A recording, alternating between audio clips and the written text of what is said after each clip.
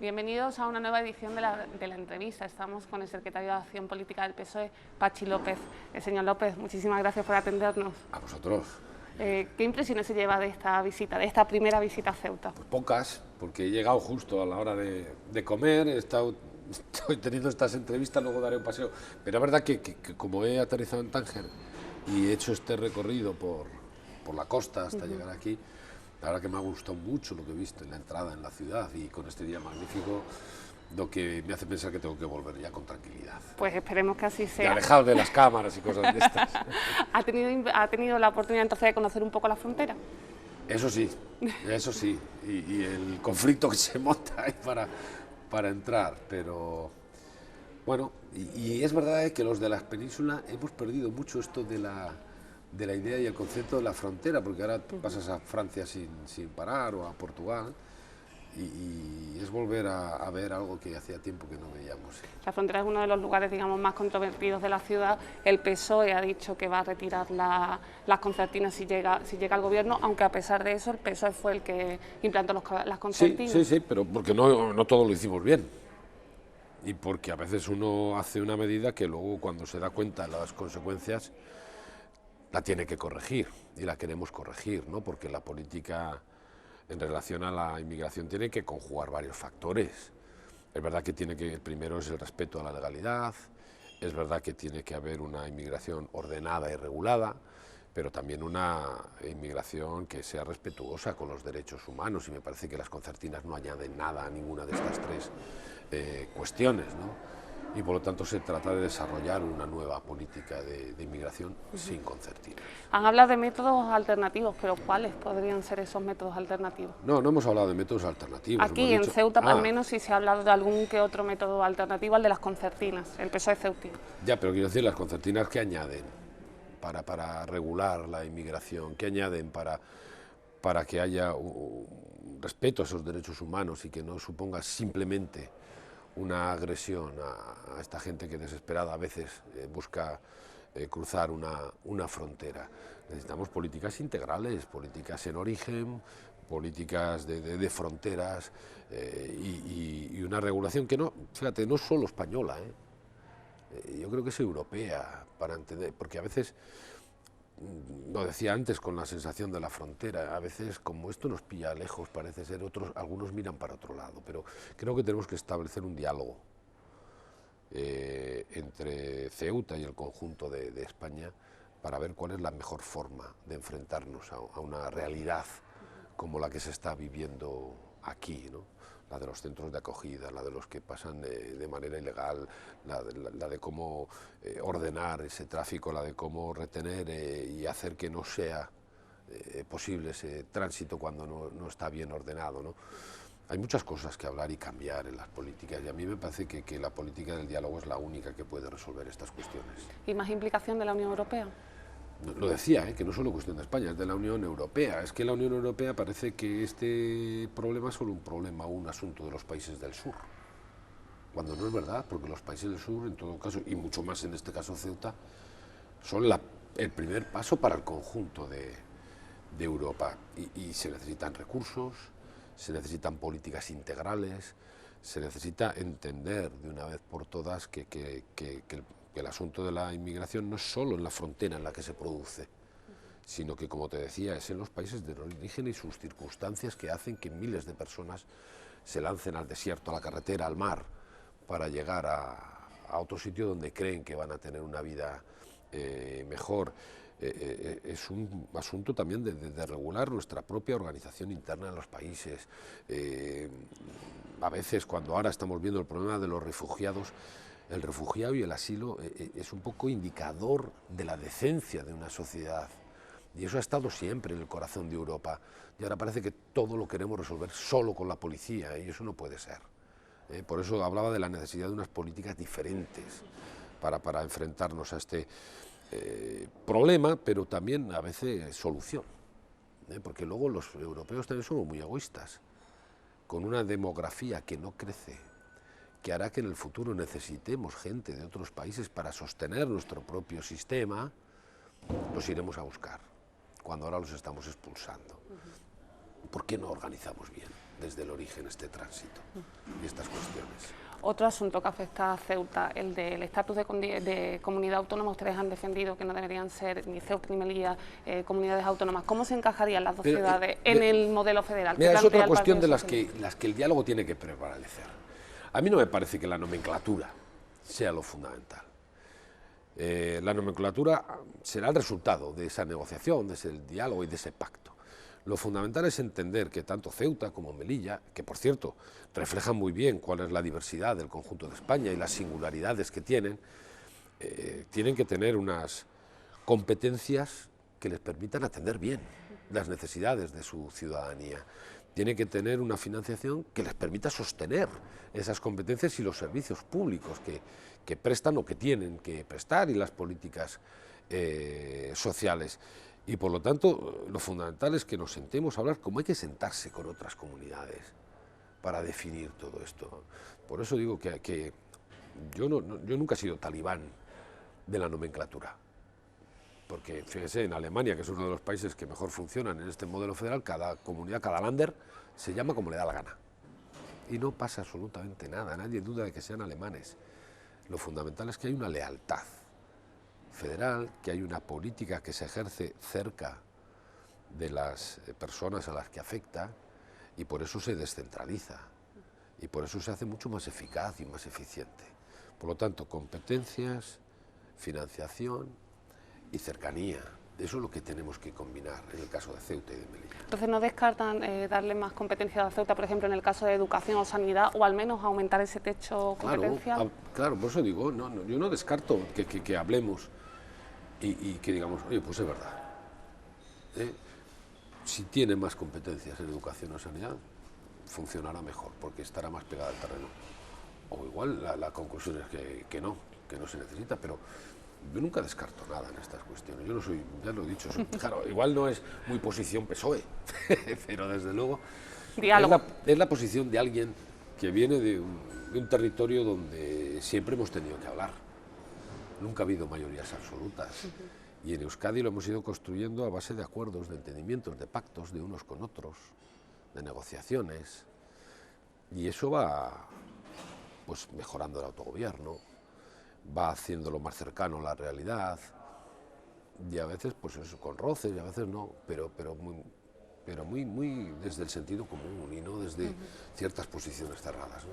Ahora que tanto hemos hablado en esta precampaña de la unidad territorial, ¿cómo está la situación en primer lugar del País Vasco? Muy tranquila, ¿Sí? Comparado con lo de que está pasando en Cataluña, por ejemplo, ¿no? Esto tiene mucho que ver, porque en el País Vasco tuvimos una etapa con los gobiernos de Ibarretxe en que el recorrido era prácticamente igual al de Artur Mas en Cataluña, ¿eh? En Euskadi también hubo derecho a decidir, ley de consulta, un nuevo estatuto. Lo que pasa es que hubo unas elecciones en las que acabamos sustituyendo el gobierno de Ibarretxe por un gobierno socialista que desterró el debate identitario y que dedicó el autogobierno y nuestras capacidades a resolver problemas, no crear problemas. Y después de las últimas elecciones, por ejemplo, municipales, hay un pacto entre el Partido Socialista y el Partido Nacionalista Vasco en todas las instituciones, menos en el gobierno, pero en todas las instituciones, que da estabilidad y tranquilidad, que impide al nacionalismo también ir a ese choque de trenes o a ese abismo de la ruptura, ¿no? Y por lo tanto estamos tranquilos. No así en Cataluña, que una derivada y una ofensiva secesionista, bueno, pues lo que pretende primero es atacar la democracia. Pues señor López, ¿cómo se ha podido llegar a esa situación, a esa fractura que hay ahora mismo en Cataluña? A mí me gusta distinguir entre el culpable, que es Artur Mas, evidentemente, que es el que ha propuesto esta hoja de ruta y que, contra viento y marea, a pesar de que la mayoría de la sociedad catalana, incluso en las últimas elecciones, dijo que no quiere ir por ahí, él sigue insistiendo en este choque de trenes y en la fractura.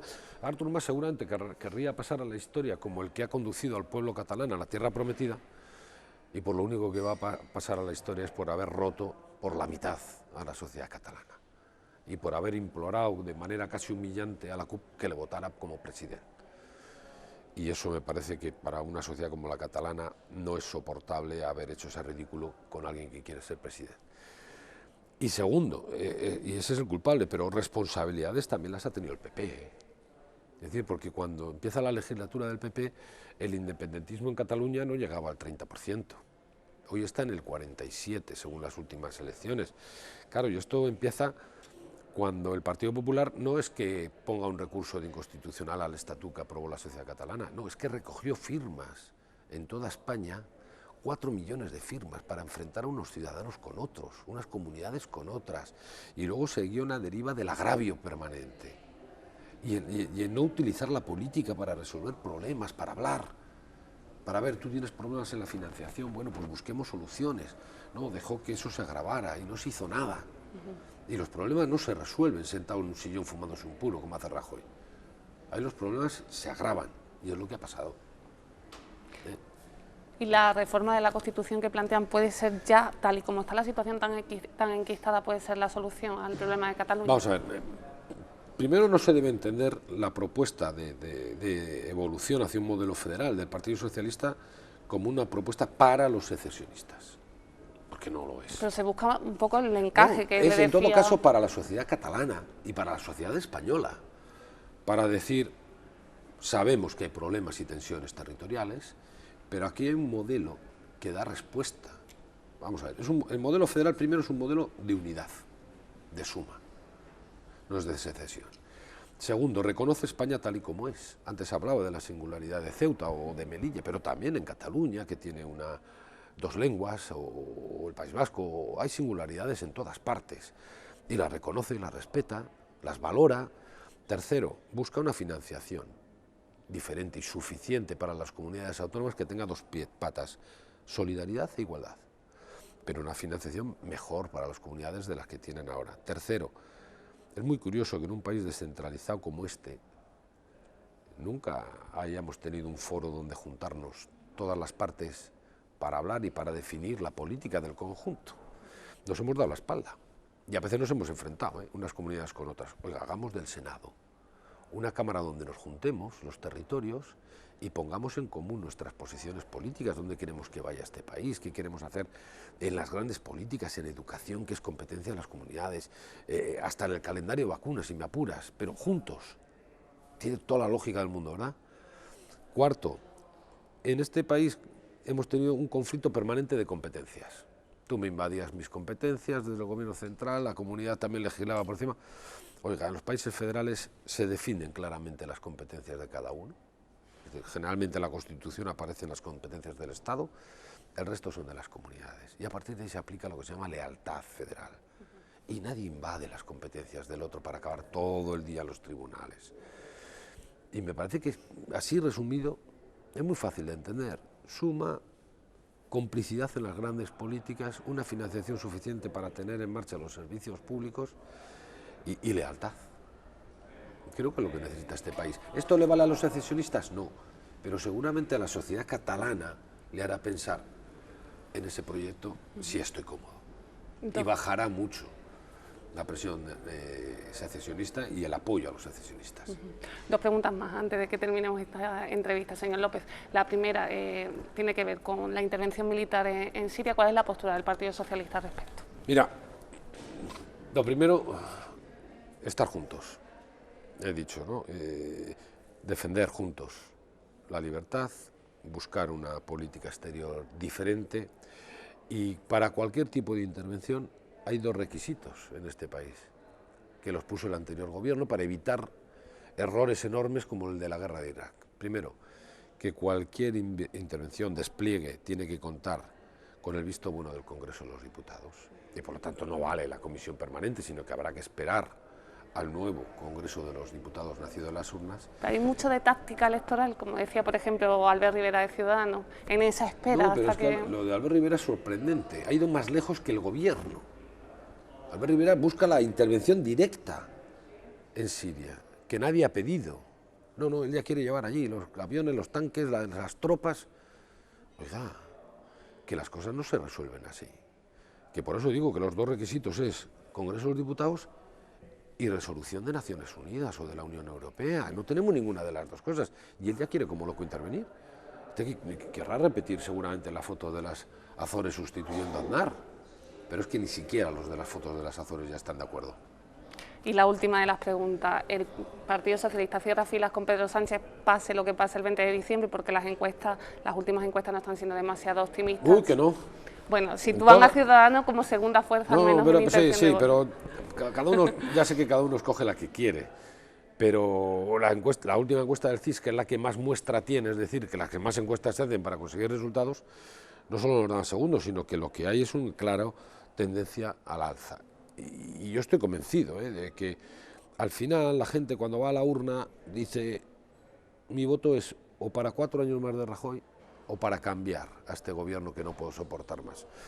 Y solo hay una alternativa y es Pedro Sánchez y es el Partido Socialista y estamos todos detrás de Pedro. Pues muchísimas gracias de nuevo por atendernos y que vuelva a Ceuta. Seguro.